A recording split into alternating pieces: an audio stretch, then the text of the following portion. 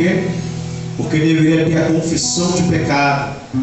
Então você não pode confessar aquilo que você não fez ainda. E Jó está, em vez de repreender os seus filhos, está escolhendo sacrificar primeiro. Uma vez Deus falou comigo dentro desse texto, eu fui instruir uma pessoa que veio tirar uma dúvida, estava muito atribulada com a igreja, estava passando uma situação difícil com o seu filho, querendo colocar a igreja como errada. Eu disse, não é por aí. Enfim, passou um tempo, Deus me deu uma revelação nesse texto. E Deus falou no meu coração, sabe qual é o problema de Jó? Que Jó, em vez de entrar no quarto do filho, em vez de ir na festa para ver o que estava acontecendo, para repreender, porque as irmãs também eram convidadas para aquela festa, vocês sabem o que eles faziam naquele ambiente, ele escolhe sacrificar primeiro. E Deus me deu uma revelação. Eu falei, faz o seguinte, antes de você culpar a igreja, vai para dentro do quarto e olha. Aleluia. Não vou falar aqui o que aconteceu, mas Deus honrou a palavra. Quando foi lá ver, viu que não era como pensava. Então vejo Jó tendo dificuldade de repreender os seus filhos, preferindo ele então sacrificar. Glória a Deus. O livro de Jó, Jó é contemporâneo de quem? Jó é contemporâneo de Abraão. Aleluia. Esse período da história de Jó é o mesmo período que Abraão está nascendo, sendo criado, crescendo, talvez um pouco antes, ou naquele mesmo período.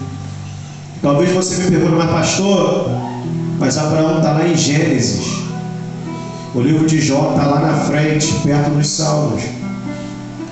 Mas é porque a Bíblia, ela não é dividida, não está organizada de forma cronológica. A Bíblia se divide de outra forma.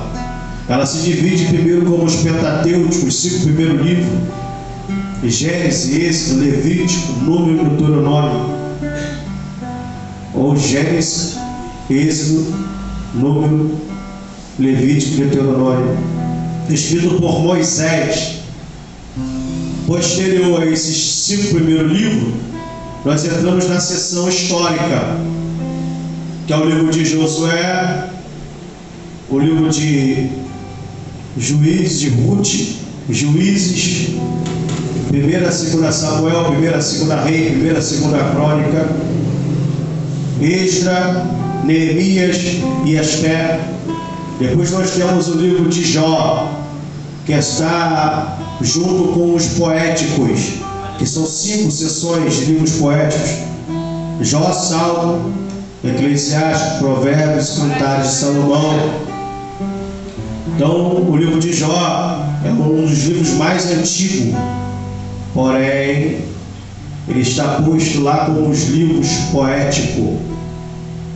E olhando para dentro desse texto, nesse tema, Deus não vai fazer, Deus já está fazendo. Contemporâneo de Jó, eu conheço um homem conhecido como Abraão. Abraão, um homem bem conhecido através dos seus altares, assim como Jó, que faz um altar e oferece sacrifício a Deus. Abraão também vai ser marcado por alguns altares que fazia em culto para a adoração ao nosso Deus.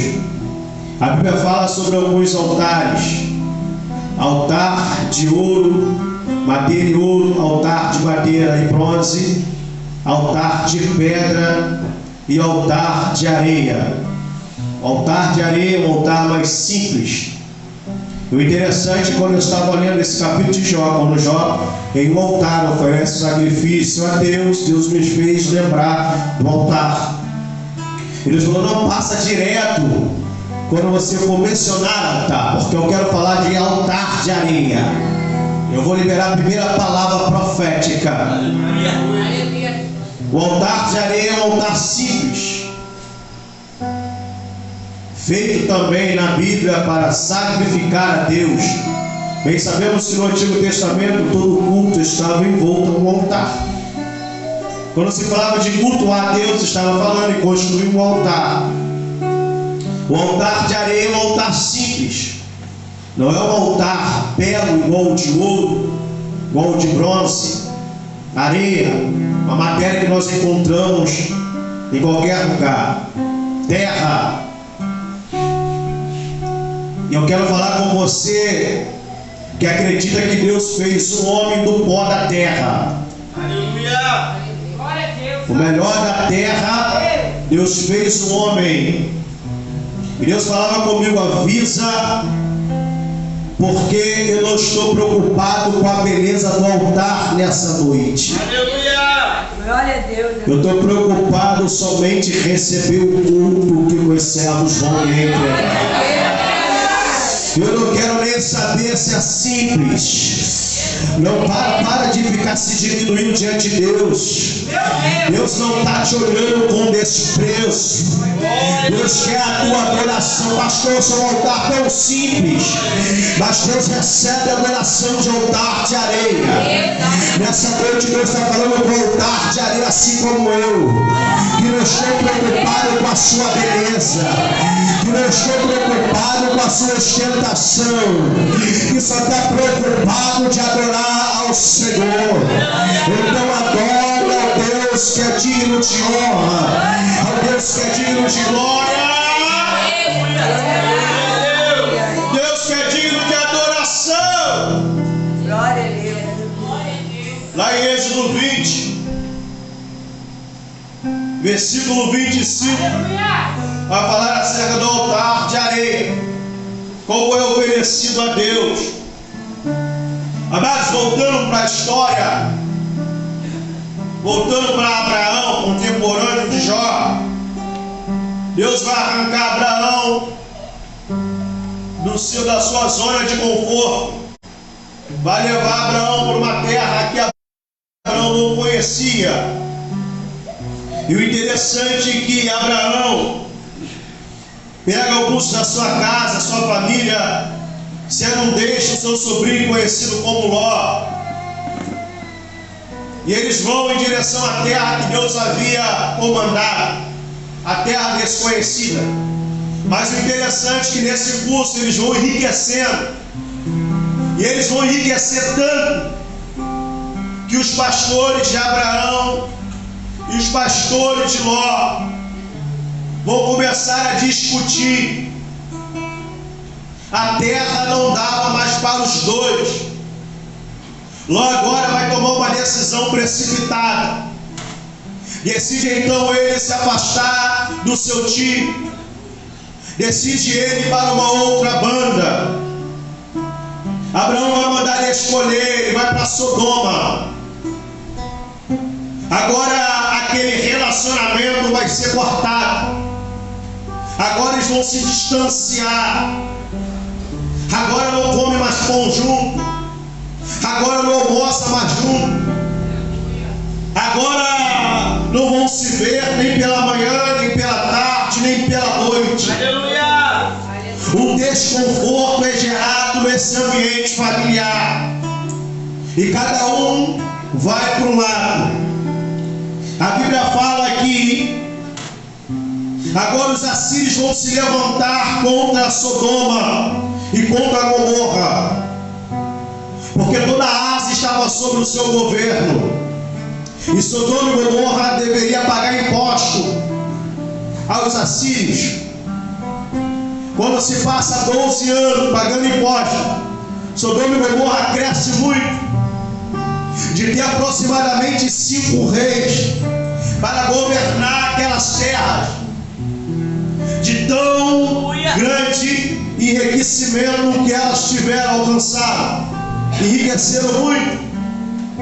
No 12º ano, eles decidem se rebelar contra os assírios. E o 13º ano eles não pagam tributo, não pagam impostos. A Síria se reúne, um exército poderoso, E o interessante é que eles vão para Sodoma para fazer guerra com Sodoma e Gomorra. A história nos conta que eles venceram aquele combate, abateram essas terras, pegaram todas as suas riquezas. Posterior a pegar as suas riquezas, eles vão pegar as pessoas que estão por ali também. Vão escolher algumas crianças, alguns homens, algumas mulheres, e decide levar cativo para o cativeiro. Porém, eles cometem um erro enorme. Um dos seus escolhidos era Ló. Amados, eles arrumaram um problema gravíssimo por ter colocado Ló como cativo e tentado levar a cativeiro. E se você me perguntar o porquê, eu te falo. Fala, por quê, pastor? Está fraco. Fala, por quê, pastor? Agora tá muito bom, vou falar. Amados, entenda uma coisa. Ló se afastou de Abraão. Não come na mesma mesa. Estão talvez brigados. Estão sem se falar. O relacionamento foi rompido. Ló saiu da casa de Abraão. Eu quero liberar uma palavra profética para a tua vida nessa noite.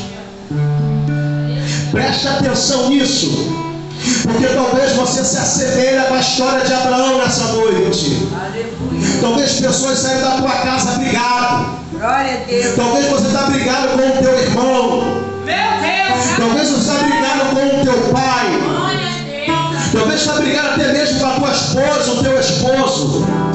Talvez você está brigado com pessoas da tua família. Mas eu tenho uma palavra para liberar no mundo espiritual.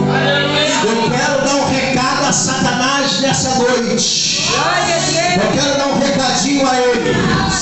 Pode ter saído da tua casa, pode ter se levantado contra você, pode ter te caluniado, pode ter saído sem querer nem ver mais a tua cara, mas não toca não, Satanás, porque há sangue no teu sangue, é osso nos teus ossos. O problema foi Satanás ter saído e ter levado os Ló. Meu Deus, quando a notícia chega no ouvido de Abraão, Abraão não quer nem saber se saiu brigado. Abraão não quer nem saber se estava caluniando. Abraão não quer nem saber se estava falando mal dele. Abraão levanta 318 homens. Homens comuns, homens do campo. Homens que não queriam fazer guerra. Homens que não queriam lutar. Homens que não queriam brigar. Mas quando se fala em tocar em alguém no sangue, meu pai se levanta. Eu não sei se você está entendendo. Mas nessa noite, Deus está levantando homens e mulheres como Abraão.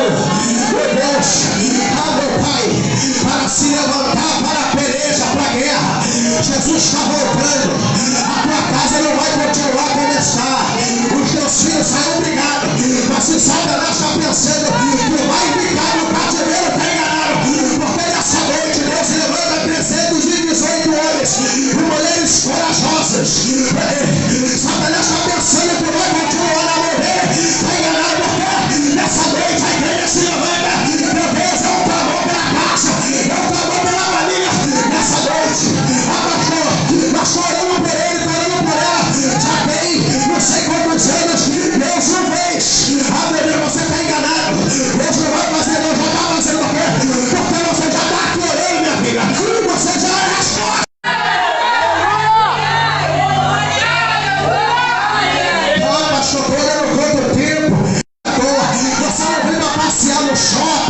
Você não veio para participar de churrasco.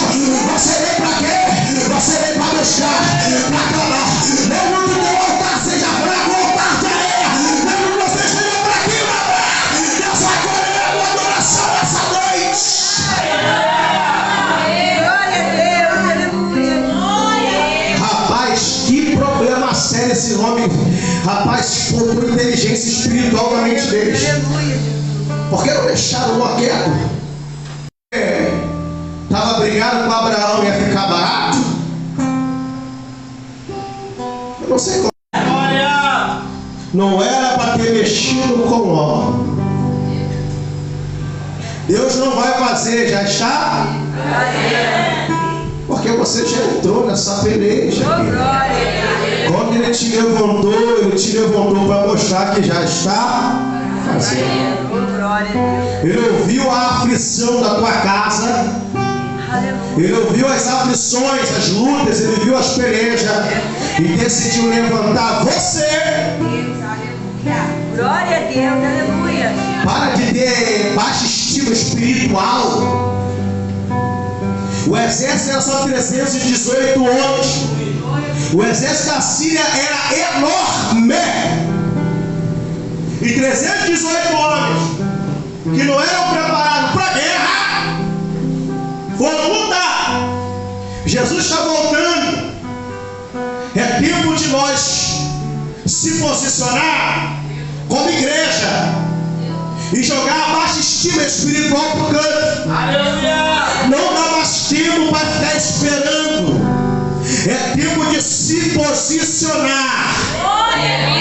Porque você pode ser menor, você pode ser pequeno, mas Deus te levantou nesse tempo, nessa geração. Israel é o suficiente. A Bíblia fala que José vai ser vendido. Deixa eu acelerar, senão vai dar ruim. Eu e o relógio temos um problema sério. Todo mundo tem uma dificuldade, ninguém é perfeito. Eu tenho dificuldade de pregar em pouco tempo. Peço a Deus para me ajudar, mas Ele ainda não me respondeu. Então às vezes eu demoro muito numa mensagem, então eu vou falar um pouco rápido. Então vem comigo, não me deixa sozinho. Vou falar um pouco rápido para ter tempo de entregar tudo que Deus me deu. A Bíblia fala que os irmãos de José vende ele. Sabemos a história, foi para o Egito, governador. Quando chega no capítulo 45 de Gênesis, os irmãos de José vão estar com ele. Havia uma fome, o povo estava passando por uma dificuldade tremenda. E Deus permite que José fosse vendido, fosse para lá. Tem gente que bate nos irmãos de José, porque os irmãos de José vendeu ele. Eu já bati muito, hoje eu não bato mais neles.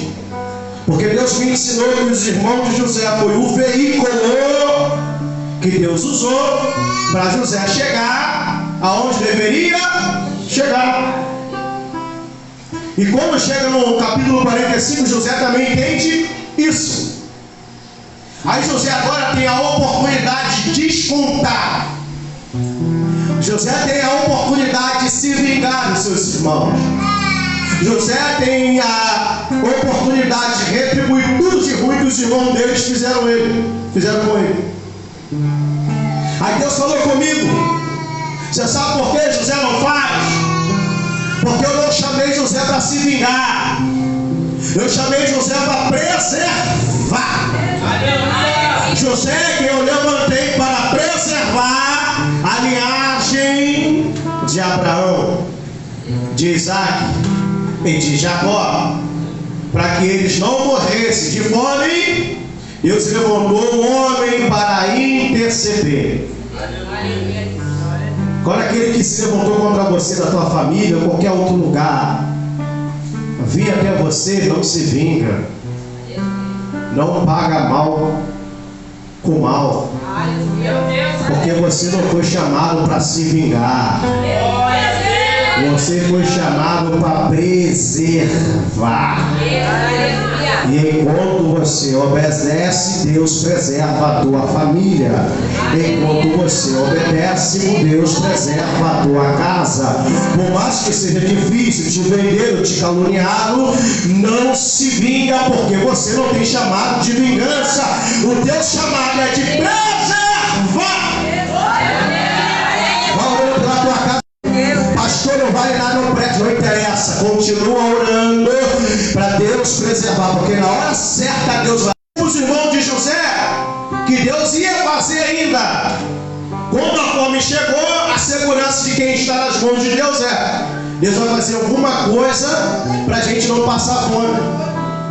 Mas eles não sabiam que Deus não ia fazer Deus já estava, porque José já estava lá. Às vezes a gente não vê as coisas acontecerem e pensa que Deus não está fazendo.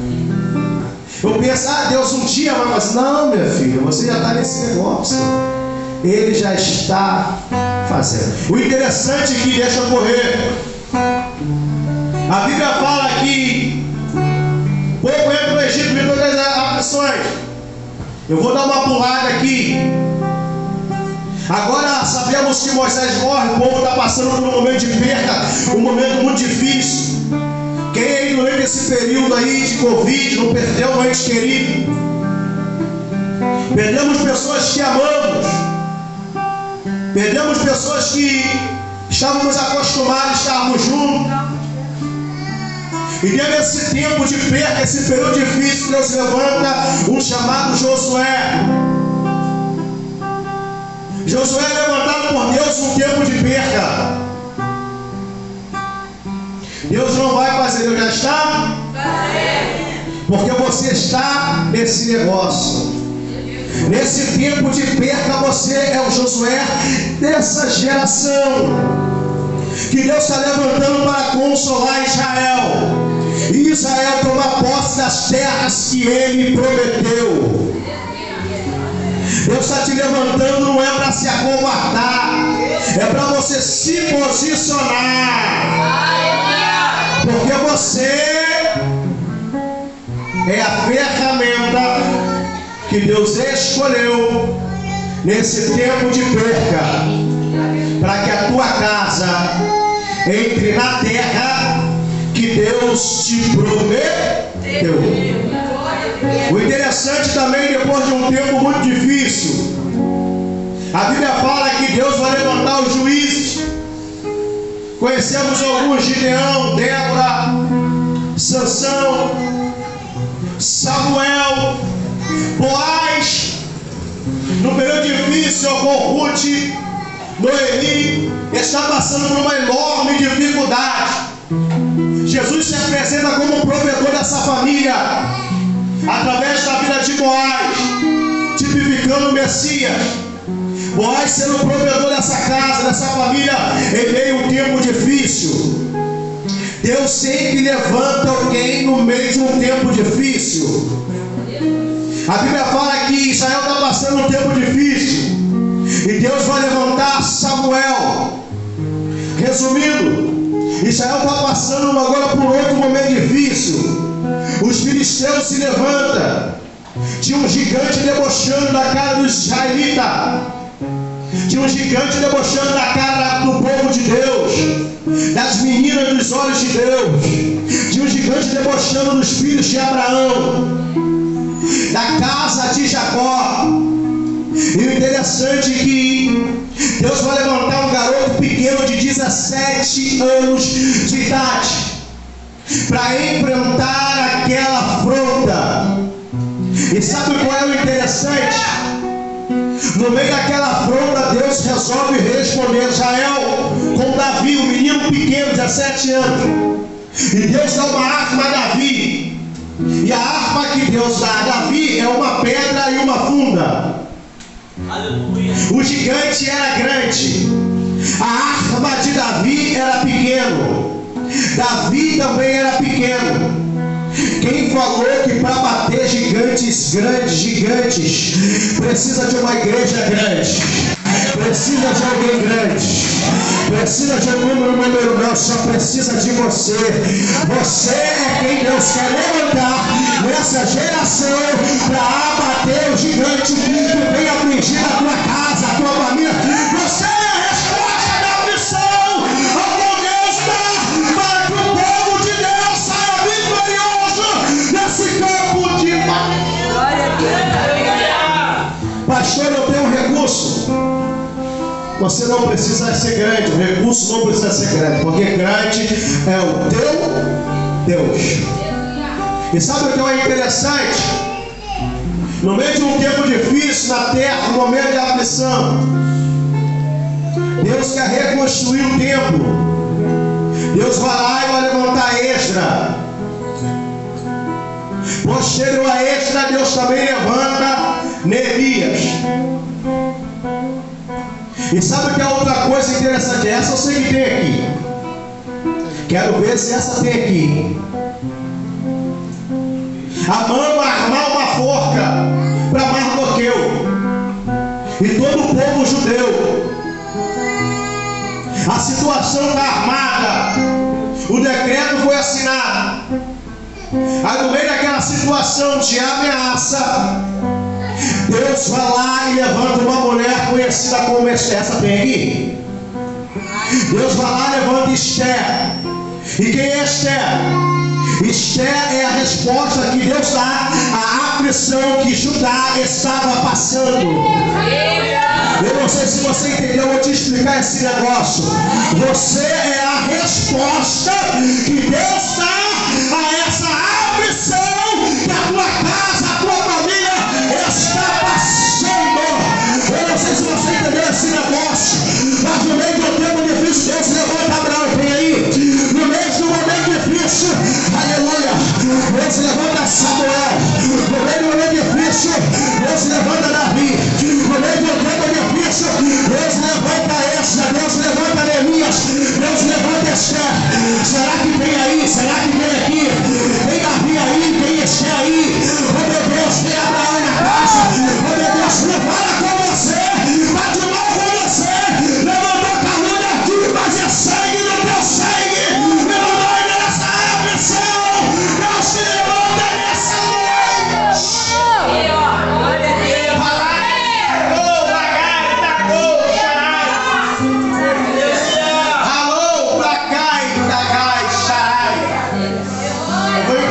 Por causa da hora. Ralando, tacai, tacou, pagai, tacai, xarai, tacou. Ralando, tacai, bom. Sabe o que é interessante? Israel está passando por uma aflição. Israel está passando por um tempo difícil. José já havia morrido. E agora, o que vai acontecer? Eles não vão honrar, o Egito não vai honrar a aliança feita com José. Aleluia! E o povo começa a chorar. Moisés já havia nascido. Eles vão tentar matar Moisés, todos os meninos que nasceram naquela época. Sabemos muito bem que Moisés vai ser escondido durante 3 meses. Depois a filha de Faraó vai sustentar ele e a casa dele. Porque quando Deus manda, não vou terminar a frase, vou deixar com você. Eles vão sustentar Moisés. Aquele que mandou matar vai sustentar Moisés e toda a tua família. Porque quando Deus manda, não tem jeito. Deus esconde o menino. Porém, esse menino que tem um futuro promissor, aprendendo toda aquela cultura egípcia, todos aqueles idiomas, uma coisa acontece errado no meio desse percurso. Se você me perguntar o porquê, eu te respondo. Fala o que, pastor? O que, pastor? Eu não gosto de pregar sozinho. Fala o que, pastor? O que, pastor? Então eu te conto. Ele vai matar um soldado egípcio. Vai se tornar um assassino e foragido. Um alguém sem crédito. Um alguém agora procurado. Um alguém agora que tem que se esconder para sobreviver. Israel começa a orar pela sua aflição. Israel começa a orar por aquele tempo tão difícil. Deus resolve então ouvir a oração de Israel. E quando Deus resolve, então se lembrando de Abraão, Isaac e Jacó e as promessas, Deus resolve atender e escutar a aflição dos filhos de Israel. Deus vai olhar para a terra e Deus vai escolher uma resposta. Alguém que ele pudesse enviar como resposta naquela aflição. E Deus vai procurar quem ele acha um gado. ou alguém que tinha dificuldade na fala, um assassino foragido. E o Espírito de Deus está falando comigo desde a hora que eu entrei aqui. Aleluia.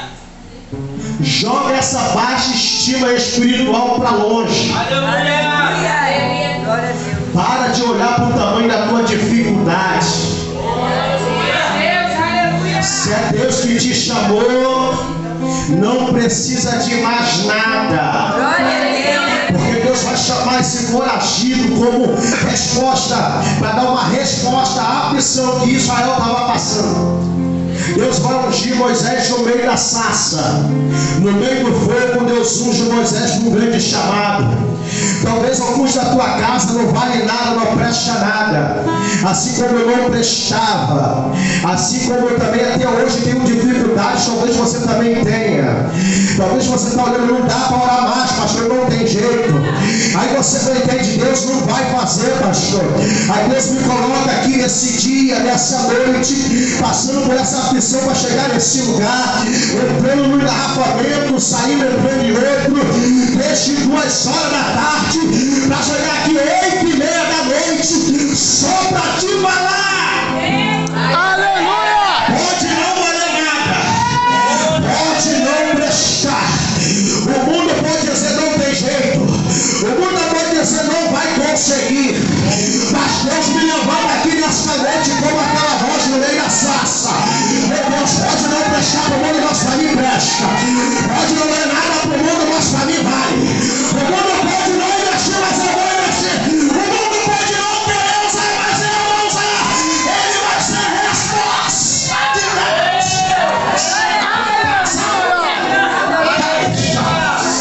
Meu Deus. Ai, meu Deus. Quem era Moisés, pastor? O grandão de Israel? Não. Quem era Moisés? O grandão do Egito? Claro que não. Quem era Moisés? O grandão? Não. Era um foragido. Ai, a pastor não vai pegar na minha casa. A Miriam e Arão, nós só vivendo aquelas aflições lá, fazendo tijolo de barro. Mas enquanto isso, o foragido estava lá na casa de Jetro. Eu não sei onde está o foragido na tua casa, mas eu quero te dizer nessa noite, se você continuar orando e acreditando, Deus não vai fazer nada que vai fazer. Deus vai pegar. Só você esperar o tempo certo.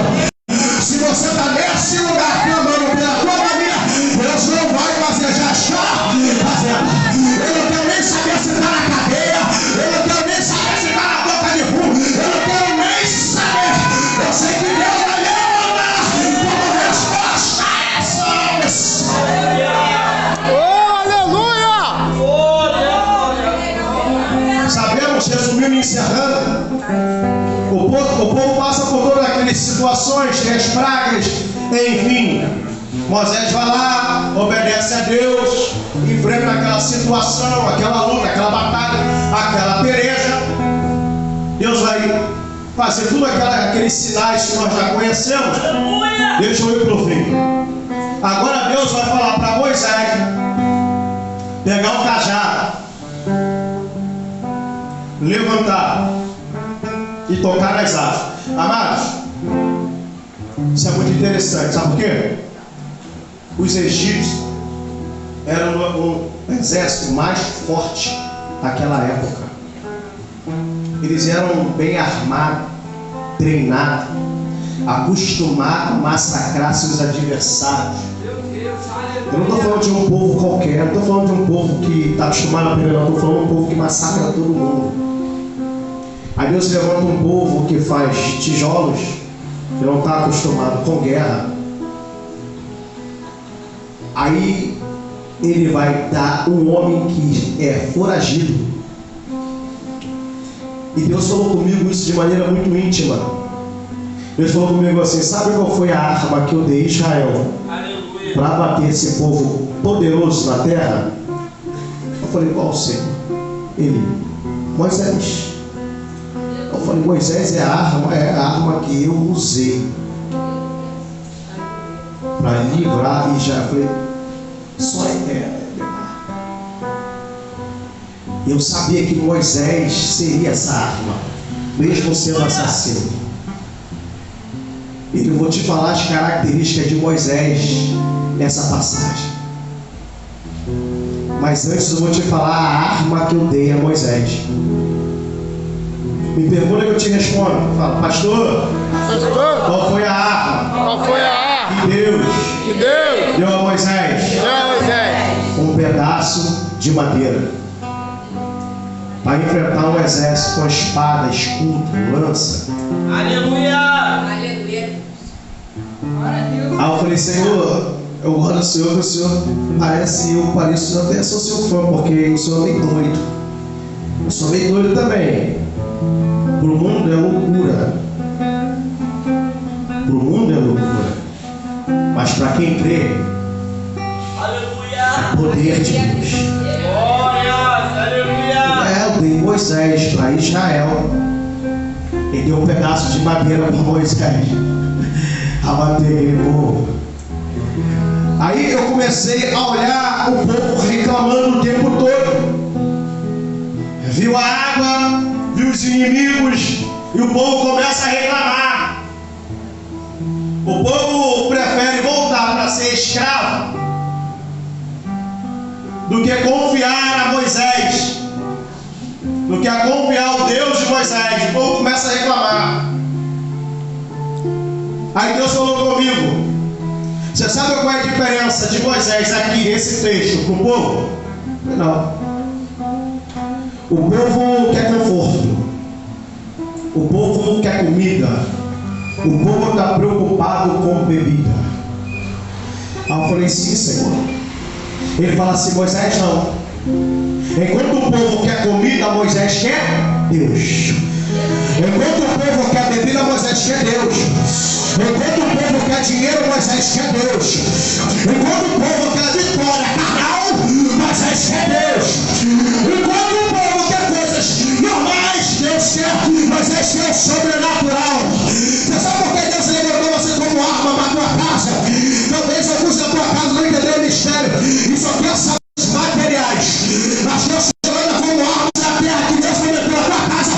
Porque em vez de querer coisas materiais, quem quer Deus nessa noite? Deus, alguém quer Deus, alguém quer Deus. Alguém quer Deus aí, alguém quer Deus aí. Eu quero Deus aqui. É por isso que Deus te levantou. Mas Deus não vai deixar de dar não, fica tranquilo. Porque Deus não precisa da multidão. Deus só quer usar você. E qual é a arma que Deus deu a Moisés? Um pedaço de madeira. Que doideira. Moisés é a arma que Deus dá a Israel. O cajado é a arma que Deus dá a Moisés. Sabe o que eu entendo aqui? Deus usa coisas pequenas. Deus usa homens e mulheres pequenos para dar grandes vitórias. Por quê? Grande não é você, grande não é a arma que você manuseia, grande é o Deus que você serve. Então para de olhar para o teu tamanho, para de olhar para o recurso que não tem, olha para o Deus